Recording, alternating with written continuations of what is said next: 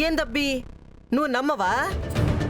ఏది నీ తలెత్తో ఓసారి పైన చూడు. నీ మీద కోపంతో రగిలిపోయే నా అమ్మి కనిపిస్తాది.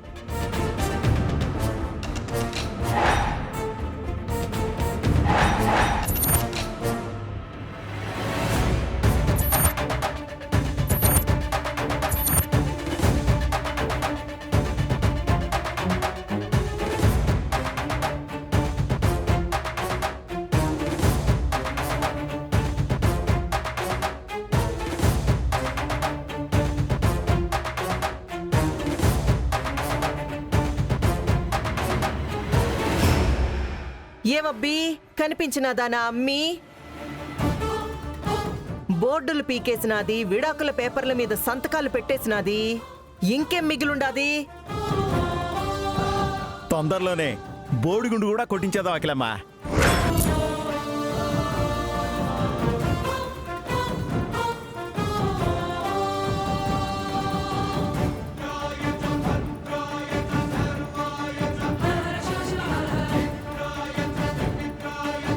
మమ్మీ, అడ్డమైన వాళ్ళతో నీకు మాటలేంటి? లోపలికి రా మమ్మీ. అట్నే అమ్మి, నువ్వు ఎట్టంటే అట్నే.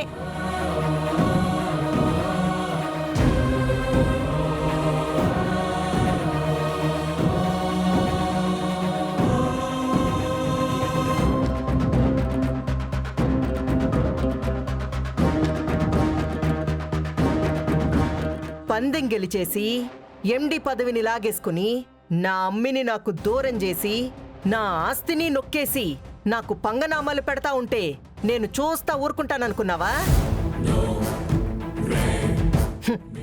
నేను తలుచుకుంటే ఏది చేయగలనో నీకిప్పటికైనా అర్థమైనదనుకుంటా. ఎల్లి నా అమ్మిచ్చే షాకులిను. దెబ్బకి షేక్ అయిపోతావు.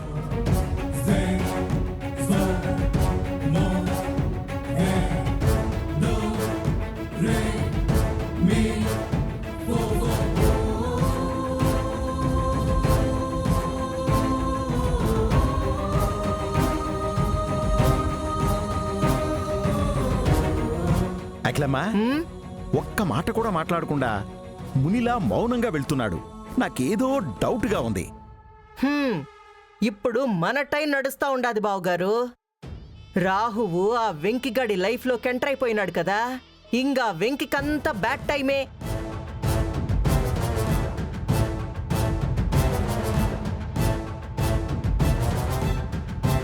ఒరే తోలు మంద వెదవా, ఇలాంటి ఛాన్స్ మళ్ళీ మళ్ళీ రాదు. ఇప్పుడు మ్యాగీకి నువ్వు దగ్గరై నీ వైపు తిప్పుకో. నువ్వు ఎట్టా చెప్తే నేను అట్టా అల్లుకుపోతాను. 24/7 తన చుట్టూనే తిరుగుతా, నా చుట్టూ తిరిగేలా చేసుకుంటా. నిద్ర లేచాక తాగే బెడ్ కాఫీ నుంచి నిద్రపోయే ముందు తాగే పాలు వరకు అన్నీ నేనే చూసుకుంటా. చివరికి నేను భద్రం బావని పెళ్లి చేసుకుంటాను, భద్రం బావని పెళ్లి చేసుకుంటాను, భద్రం బావని పెళ్లి చేసుకుంటాను మ్యాగీతోనే అనిపిస్తా. అబ్బా వస్తామయ్యా. వీడికి ఆత్రం ఎక్కువ, విషయం తక్కువ. ఏం చేస్తాడో ఏంటో. మాగి, నీతో కొంచెం మాట్లాడాలి. ఎండి క్యాబిన్లోకి వచ్చేటప్పుడు పర్మిషన్ తీసుకుని రావాలని తెలీదా?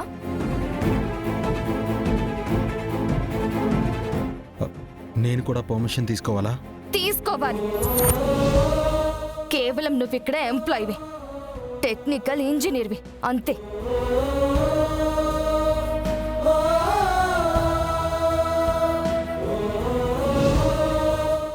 అది కాదు మ్యాగీ, అసలు ఏం జరిగిందో నన్ను ఒకసారి ఎక్స్ప్లెయిన్ చేయనివ్వు. You just stop it. Paddu, Paddu, చెప్పక్క.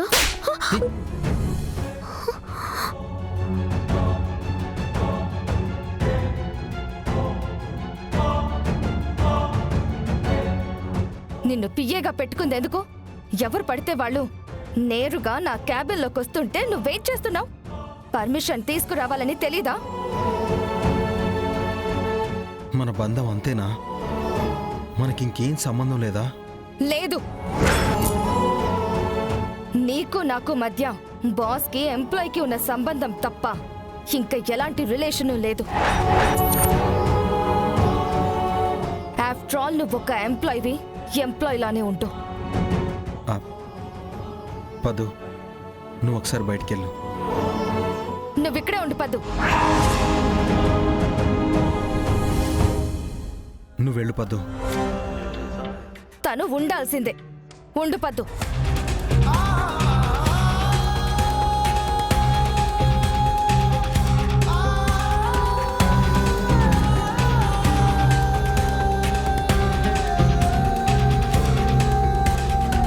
మ్యాగీ, నువ్వు ఆవేశంలో ఉన్నావు, అందుకే కోపంగా మాట్లాడుతున్నావు.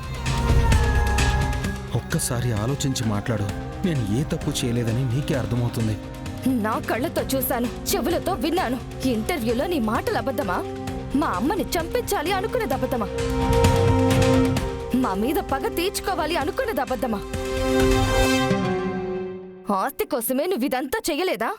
అసలు మీరంతా ఒక్కటే. నువ్వు మీ అమ్మ ఒక్కటే. మీకు డబ్బే ముఖ్యం. దానికోసం ప్రాణాలైనా తీస్తారు. మ్యాగీ, మ్యాగీ,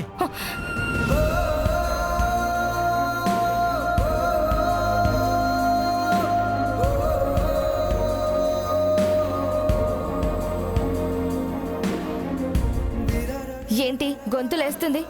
చెయ్యి కూడా లేపుతున్నావు. నేను నిజాలు మాట్లాడేసరికి భయమేస్తుందా? సమాధానం చెప్పలేని వాళ్లే అరిచేసి తమ తప్పుని కవర్ చేసుకోవాలని చూస్తారు. నేనేం చెప్పినా నువ్వు వినే స్థితిలో లేవు. ఇప్పుడు నీతో ఆర్గ్యూ చేసి మన బంధాన్ని తెంచుకునే వరకు తీసుకుని వెళ్ళలేను. ఆల్రెడీ అది తెగే స్థితిలోనే ఉంది.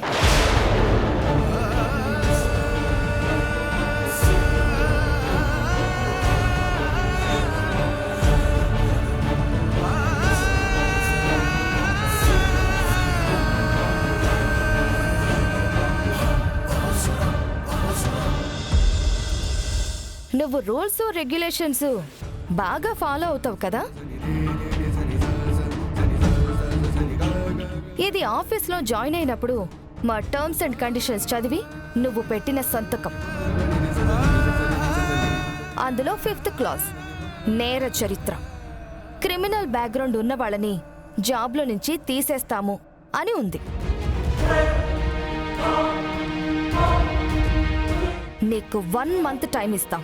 ఈలోగా నువ్వు ఏ తప్పు చెయ్యలేదు అని నిరూపించుకుని నిర్దోషివి అని కోర్టు చెప్పాలి. అప్పుడే నీకు జాబ్ ఉంటుంది. లేదంటే 1 మంత్ తర్వాత ఇక్కడి నుంచి కూడా నిన్ను బయటికి పంపించేస్తాం.